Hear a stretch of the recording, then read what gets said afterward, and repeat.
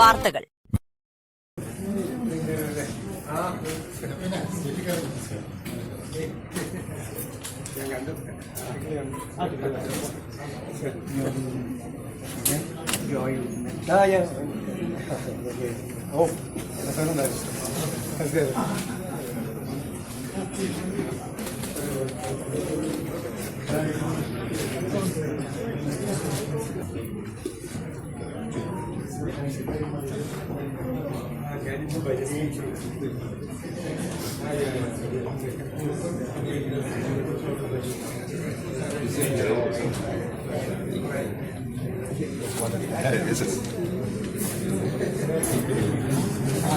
മുൻ cabinet secretary K M. ചന്ദ്രശേഖറും മുൻ നയതന്ത്രജ്ഞൻ TP. ശ്രീനിവാസനും edit ചെയ്ത പുസ്തകം ഇന്ത്യയുടെ വിവിധ ഭാഗങ്ങളിലും വിദേശത്തും സേവനമനുഷ്ഠിച്ചു വിരമിച്ച 29 സിവിൽ സർവീസുകാരുടെ ഉപന്യാസ സമാഹാരമായ the Kerala club keepers of the flame എന്ന പുസ്തകം മുഖ്യമന്ത്രി വി.ഡി. സതീശൻ പ്രകാശനം ചെയ്തു.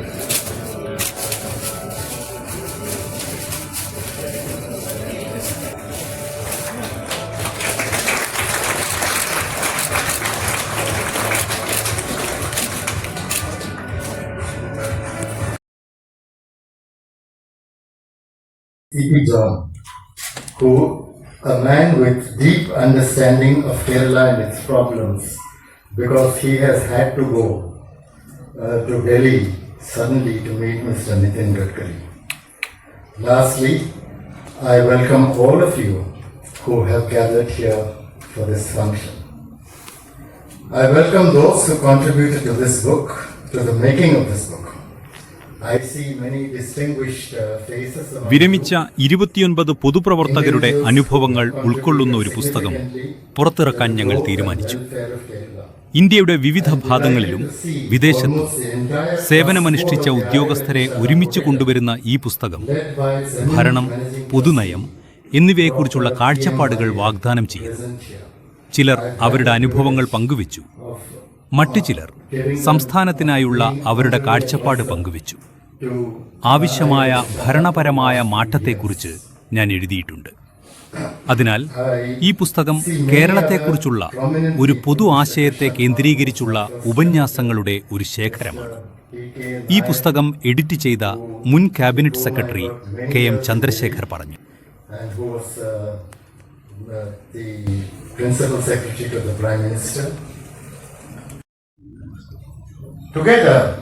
Sivasankar Menon, Vinod Rai, Amitabh Kant, E K. Bharat Bhushan, S M. Vijayanand, P. Balakrishnan, K. Mohandas, Alphons Kannanthanam, K B. Vatsalakumari, B. Sandhya, Branson Corey തുടങ്ങിയ വിരമിച്ച IAS, IPS, IFS, IFOS ഉദ്യോഗസ്ഥരുടെ ഉപന്യാസങ്ങൾ ഈ സമാഹാരത്തിൽ ഉൾപ്പെടുത്തി.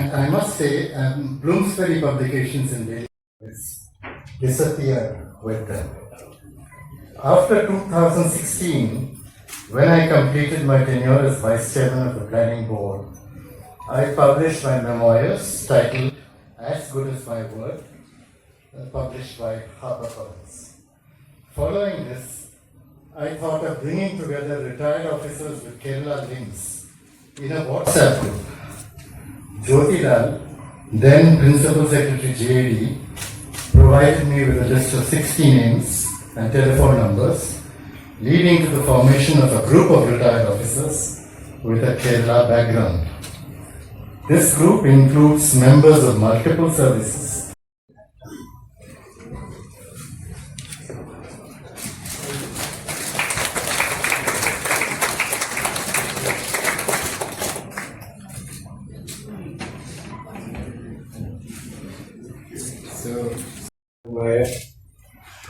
ഈ പുസ്തകത്തിൽ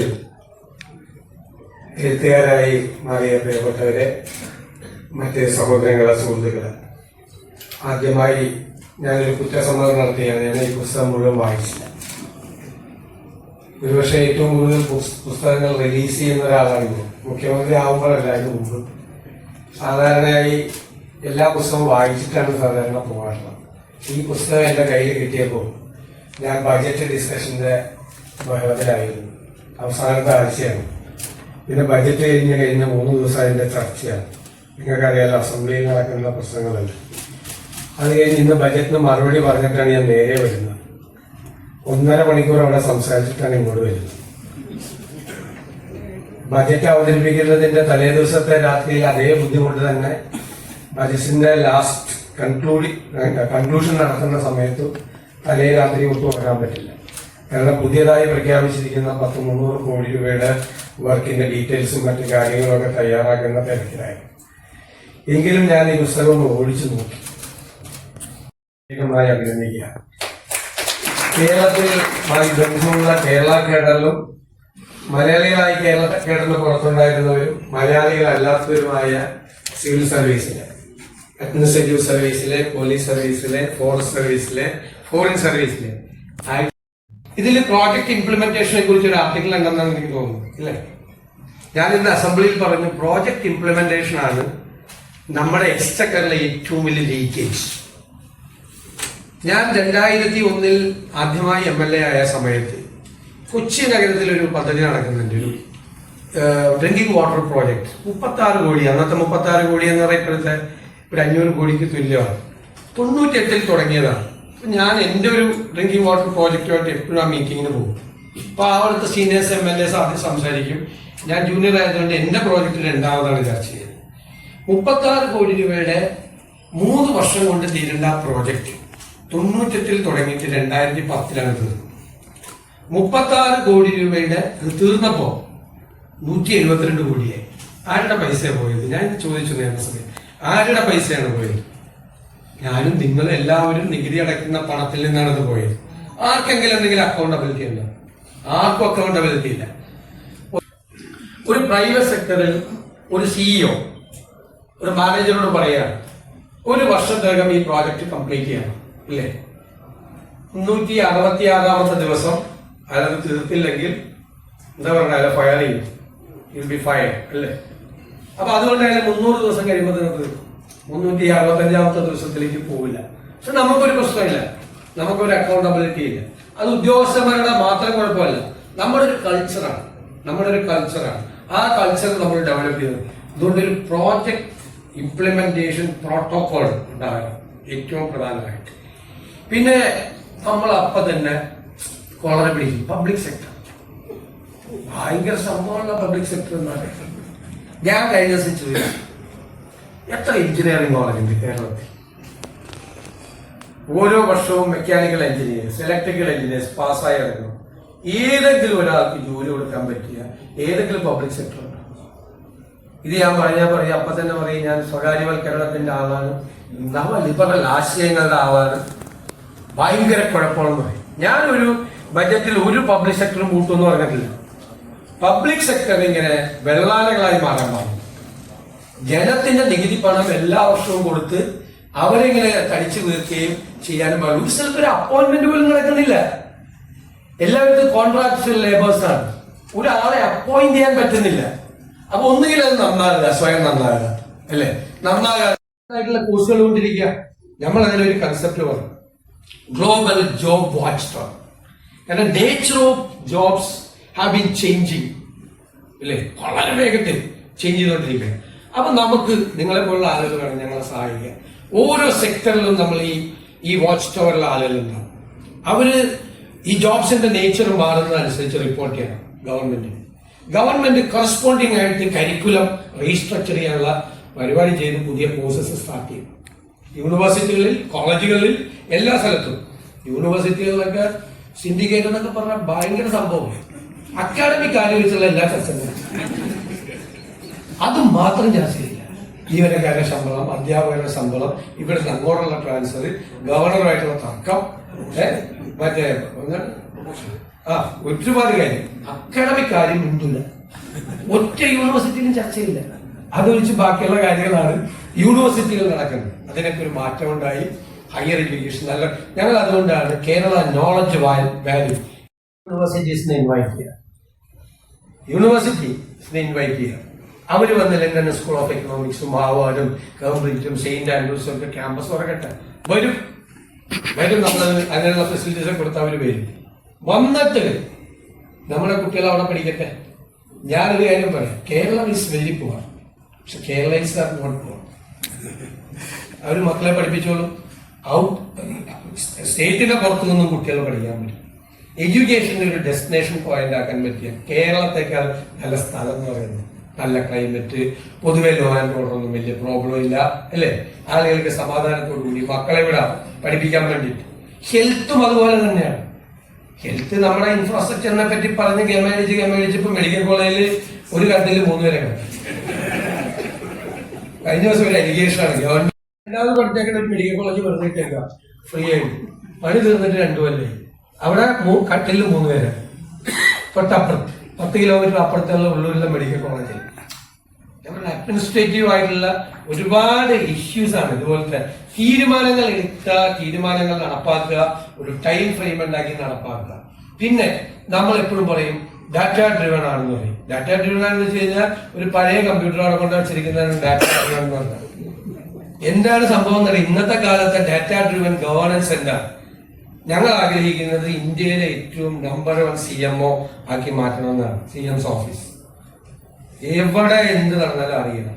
ഞാൻ പറഞ്ഞു 500 കോടി രൂപയിൽ മീതെയുള്ള ഒരു ഇൻവെസ്റ്റർ കേരളത്തിലേക്ക് വന്നാൽ നമ്മൾ അയലുമായിട്ട് ചർച്ച നടത്തി നമ്മൾ കൺവിൻസ്ഡ് ആണെങ്കിൽ ഒരു ഗോ അഹെഡ് പറയില്ലേ, വിത്തിൻ 1 month എല്ലാം ക്ലിയർ ചെയ്യും. അപ്പൊ നമ്മൾ അറിയണം 1 മാസം കഴിഞ്ഞിട്ട് 6 മാസം കഴിഞ്ഞിട്ട് അയാളുടെ സ്ഥിതി എന്താണ്, അത് നാട് വിട്ടുപോയോ, കൺട്രോൾ ബോർഡിന്റെ ക്ലിയറൻസ് ആയോ, ഏതെങ്കിലും പഞ്ചായത്തിലെ ക്ലർക്ക് ഇത് പിടിച്ചു വെച്ചിട്ടുണ്ടോ, അതൊക്കെ അന്വേഷിക്കണ്ടേ, ഫോളോ അപ്പ് ചെയ്ത് കറക്റ്റ് ആയിരുന്നു.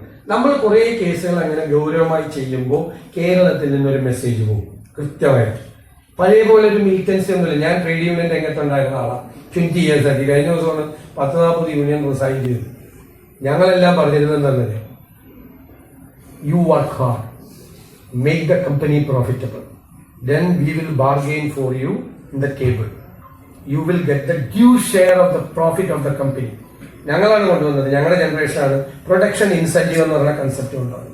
കമ്പനി ഉണ്ടാക്കുന്ന ലാഭത്തിന്റെ ഒരു ഷെയർ അപ്പോൾ ഇപ്പോൾ ഓരോ 4 വർഷം 5 വർഷം കഴിയുമ്പോഴുള്ള LTS നടക്കുമ്പോൾ 10,000 മുതൽ 15,000 രൂപ വരെയാണ് അവരുടെ ഇൻക്രീസ്. ഒറ്റ കമ്പനിയിൽ സമരം ചെയ്തിട്ടില്ല കഴിഞ്ഞ 15 കൊല്ലത്തിനിടയിൽ. പിന്നെ ഞാൻ ഭയങ്കര അഭിമാനത്തോടെ പറയുന്ന കാര്യം, കേരളത്തിൽ ഒരു ഹർത്താലും ബന്ധും നടത്താത്ത ആദ്യത്തെ പ്രതിപക്ഷമായിരുന്നു ഞങ്ങളത്. ആദ്യത്തെ പ്രതിപക്ഷം ഭയങ്കര സംഭവമല്ലേ, നാഷണൽ സ്ട്രൈക്ക് ഡൽഹിയിൽ പ്രഖ്യാപിക്കും, ബോംബെയിൽ പ്രഖ്യാപിക്കും. പക്ഷെ ഇവിടെ ഹർത്താലും ബന്ധുവാണ്. തമിഴ്നാട്ടിൽ പോയി ഇങ്ങനെ ഒരു കാര്യം ആരും അറിയത്തില്ല, കർണാടകത്തിൽ ആരും അറിയില്ല, ഡൽഹിയിൽ അറിയ പോലില്ല, മഹാരാഷ്ട്രയിൽ ആരും അറിയില്ല. ഇവിടെ അപ്പൊ തന്നെ റോഡിലേക്കാണ്. അതൊക്കെ നമുക്ക് അവസാനിപ്പിക്കണം. അതൊക്കെ ഞാൻ പറഞ്ഞത് വല്ലാത്ത കാലത്താണ് നമ്മൾ ജീവിക്കുന്നത്. നമുക്ക് ഒരുപാട് കാര്യങ്ങളിൽ നമുക്ക് മാറ്റം വരുത്തുന്നത്, കുറെ ഇക്കണോമിക്, പിന്നെ വേറൊരു അഹങ്കാരം, റെമിറ്റൻസ്. അവരുടെ എക്സ്പീരിയൻസ് വളരെ നന്നായി പറഞ്ഞിരിക്കുകയാണ്. ഞാൻ ഓടിച്ചു നോക്കിയപ്പോൾ ഞാനിവിടെ നടത്തേണ്ട പ്രസംഗം ഇന്നത്തെ ബജറ്റിലെ അവസാനം നടത്തിയ പ്രസംഗം തന്നെയാണ് എനിക്ക് തോന്നിയത്.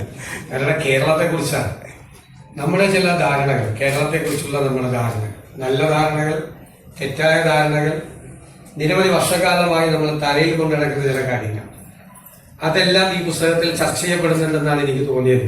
പല ആർട്ടിക്കിൾസും ഞാൻ നോക്കി, പല കാര്യങ്ങളുണ്ട്.